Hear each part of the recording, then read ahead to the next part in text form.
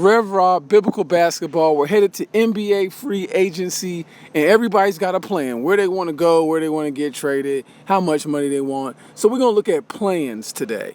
Kyrie and KD had plans to win championships in New York. Well, I guess Brooklyn, because that got thrown off as well. And now them boys is asking to be traded. I don't know what's going on, what type of connection or disconnection they working with, but they plans don't look good to me. Then you have success stories like Gary Payton Jr. right here. Not Steph Curry, Gary Payton Jr. Got cut by a bunch of teams, played in the G League. Probably thought he wasn't going to make it at some point in time, but he stuck to his plan to keep on working, bust his butt, and next thing you know, he's a champion. He's dunking on people, and he just signed a big contract in Portland. I'm using Gary Payton Jr. just to show you God has plans. You got to stick to them. Don't come up with your own wild, you try to create your own story. Let God guide you through his story, because God's plans is pretty good. You see the scripture, I know the plans I have for you, declares the Lord.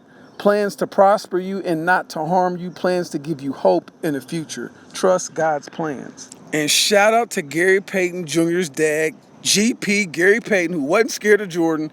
And look how Jordan looks back at him.